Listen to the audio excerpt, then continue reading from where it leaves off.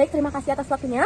Sebelumnya, perkenalkan nama saya Niputu Gita Suci Maharani dengan nomor NIM 2311011005 yang di sini saya akan mempraktekkan teknik inokulasi stres dan di sini saya didampingi oleh rekan saya yaitu Ari yang di sini akan berperan sebagai konseli dan di sini juga saya akan berperan sebagai konselor. Jadi adapun tujuan dari teknik inokulasi stres ini adalah untuk membantu konseli menghadapi situasi stres ataupun menghadapi saat konseli terjadi pikiran-pikiran negatif masuk ke dirinya dan di sini konselor memberikan vaksinasi kognitif melalui teknik inokulasi stres agar konseli lebih bisa menghadapi stres secara bertahap.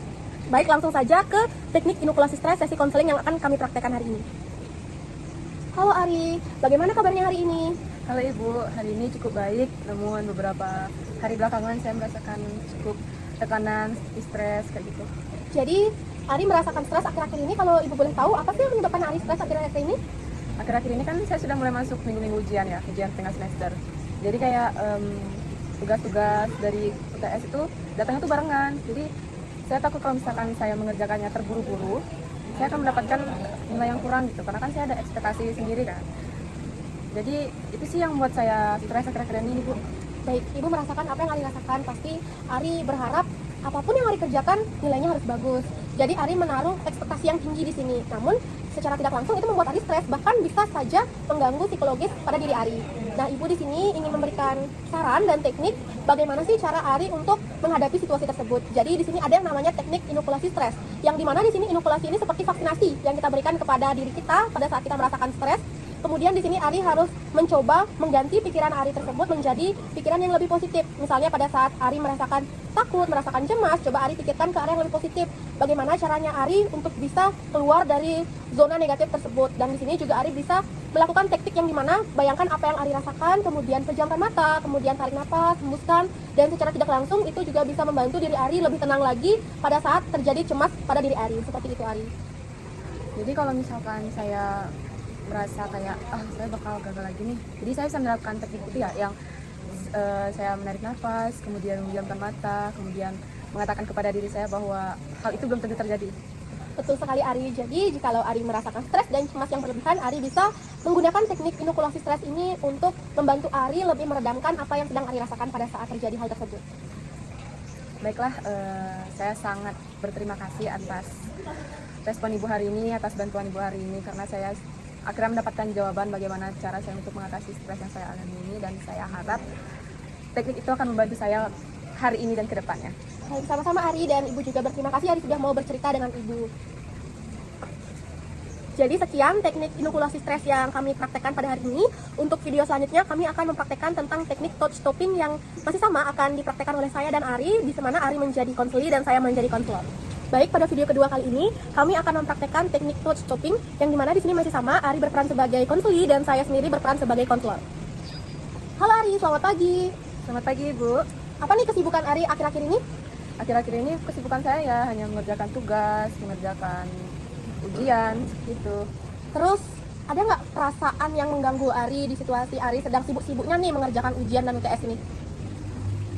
Pastinya ada. Saya merasa sangat-sangat cemas karena kan kita mau ini ya, mau kuningan ya, dan kita juga berbarengan dengan ujian tengah semester. Jadi kayak saya merasa cukup nggak ya waktunya untuk saya ngerjain ini sebelum kuningan. Terus saya merasa kayak bener nggak ya jawabannya ini.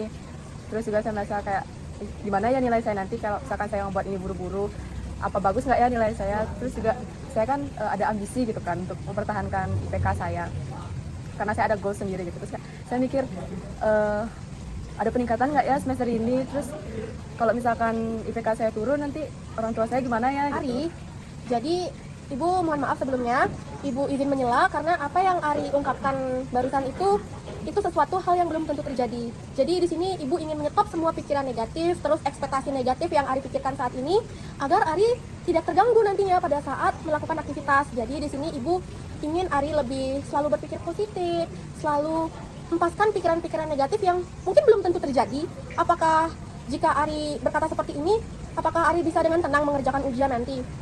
Sejujurnya tidak, itu hanya membuat saya makin kepikiran. Nah, apalagi Ari sudah benar sekali, semua jawaban yang Ari jawab barusan itu benar. Kalau Ari terus-terusan merasa stres, terus selalu mengungkapkan kata-kata yang negatif dan hal negatif itu belum tentu terjadi. Jadi di sini coba Ari selalu memberikan afirmasi positif ke dalam diri Ari dan selalu memberikan pemikiran positif di alam bawah sadar Ari bahwa Ari itu bisa kok ngelewatin ini semua. Nanti apapun hasilnya, Ibu ingin Ari itu berterima dengan lapang dada karena kita tidak bisa menentukan apa yang akan terjadi di kedepannya. Jadi saat ini kita hanya bisa berusaha. Nanti jikalau semua tidak sesuai dengan apa yang Ari inginkan, kita hanya bisa berlapang dada dan kita harus tetap grow up. Jadi kita harus tetap berusaha walaupun nanti Ari gagal, Ari harus tetap semangat untuk menjalani hari-harinya Ari karena wajar kalau manusia mengalami kegagalan karena Ari kan pasti tahu kegagalan adalah awal dari kemenangan. Jadi tidak ada salahnya Ari mencoba dan selalu menerima apapun hasilnya nanti. Seperti itu Ari. Begitu ya. Terus kalau misalkan saya pikiran gitu lagi kayak hal-hal yang tadi saya bilang gitu, gimana ya saya memberhentikan itu? Jadi bagaimana cara Ari memberhentikan pikiran negatif itu? Jadi sudah pasti caranya dengan Ari coba pikirkan hal lain. Seperti misalnya nanti saya bisa nggak ya ngejawab ujian ini? Coba pikirkan, oh saya nggak bisa jawab ujian ini karena saya tidak bisa memahami di bagian ini. Tapi saya bisa kok ngerjain yang lainnya seperti itu. Jadi coba ganti pikiran negatif itu menjadi pikiran yang lebih positif seperti itu Ari. Baiklah, jika begitu, kalau nanti saya merasa atau mulai memikirkan hal-hal negatif itu lagi, saya akan mengganti pikiran-pikiran negatif itu dengan pikiran-pikiran yang lebih positif dan saya juga akan lebih sering untuk mengafirmasi diri saya dan berterima kasih untuk diri saya sendiri. Baik Ari, Ibu sangat senang mendengarkan apa yang sudah Ari sampaikan barusan dan semoga nanti hari-hari Ari lebih damai lagi, lebih harmoni lagi dan Ari tetap siap menghadapi apapun nanti hasil di kedepannya. Saya juga sangat berterima kasih untuk bantuannya Ibu hari ini dan itu sangat-sangat membantu saya hari ini dan ke depan. Baik, sama-sama Ari. Baik, untuk teknik selanjutnya kami akan mempraktekkan teknik restrukturisasi yang akan dipraktekkan oleh kami berdua lagi, yang dimana di sini saya masih sama sebagai konselor dan Ari menjadi konseling. Halo Ari, bagaimana kabarnya hari ini? Hari ini saya cukup baik Ibu, namun ada beberapa hal yang mengganggu pikiran saya akhir-akhir ini. Kalau Ari tidak keberatan, apakah Ibu boleh tahu apa yang membuat Ari akhir-akhir ini menjadi pikirannya merasa terganggu? Jadi kan minggu ini saya sudah mulai masuk minggu ujian ya Bu. Jadi saya ada nih satu matkul yang saya kurang percaya diri gitu karena saya merasa kayak saya akan dapat nilai yang jelek nih untuk UTS di matkul ini. Itu sih yang membuat pikiran saya terganggu akhir-akhir ini. Jadi Ari merasa Ari tidak terlalu bisa di satu matkul itu, tapi Ibu ingin bertanya apakah ada matkul lain yang Ari mampui, kayak Ari lebih jago nih di matkul lain ketimbang di matkul ini, ada nggak?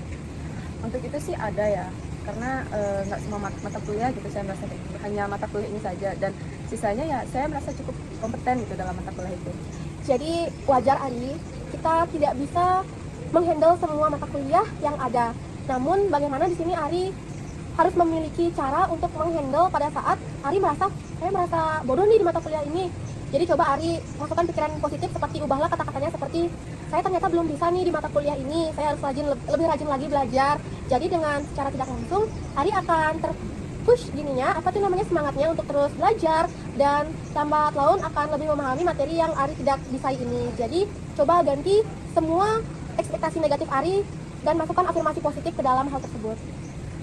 Jadi sebenarnya saya bisa ya, tapi saya hanya kurang paham aja gitu. Betul, coba tanamkan dalam diri Ari, sebenarnya Ari itu bisa kok di matkul ini, tapi hanya perlu belajar lebih ekstra aja untuk memahami apa yang ada di materi tersebut, seperti itu Ari.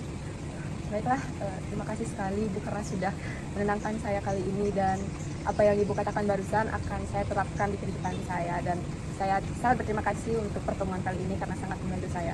Baik, Ibu juga berterima kasih karena Ari sudah mau bercerita dan mengungkapkan semua keluh kesah kepada Ibu dan tidak memendam itu sendiri, dan Ibu memberikan sedikit pesan Ari harus tetap semangat menjalani hari-hari Ari, jangan sampai karena kecemasan tersebut Ari terganggu aktivitas sehari-harinya. Baik Ibu, terima kasih sekali untuk hari ini.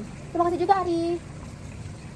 Baik, itu tadi merupakan teknik restrukturisasi yang sudah kami praktikkan. Untuk video selanjutnya kami akan mempraktikkan teknik terakhir, yaitu teknik reframing, yang dimana masih sama saya sebagai konselor dan Ari sebagai konseling. Baik, untuk teknik yang selanjutnya akan kami praktekkan yaitu teknik reframing, yang dimana di sini reframing adalah melihat dari sudut pandang lain. Langsung saja ke tekniknya. Halo Ari, selamat pagi. Bagaimana kabarnya hari ini? Selamat pagi Bu, hari ini saya cukup baik. Namun beberapa hari belakang ini saya merasa tidur saya kurang karena saya harus mengerjakan ujian semester kali ini dengan cukup serius karena saya merasa pada ujian kali ini saya harus mendapatkan nilai yang lebih bagus dari sebelumnya, gitu Ibu. Jadi Ibu paham apa yang Ari rasakan. Pasti Ari belajar terus untuk mencapai ekspektasi Ari.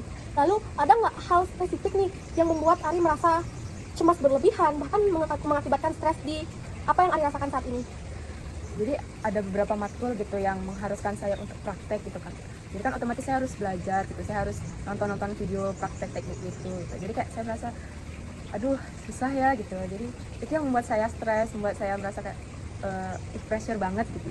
Jadi di sini Ibu paham apa yang Ari rasakan, tapi coba di sini kita lihat dari sudut pandang lain.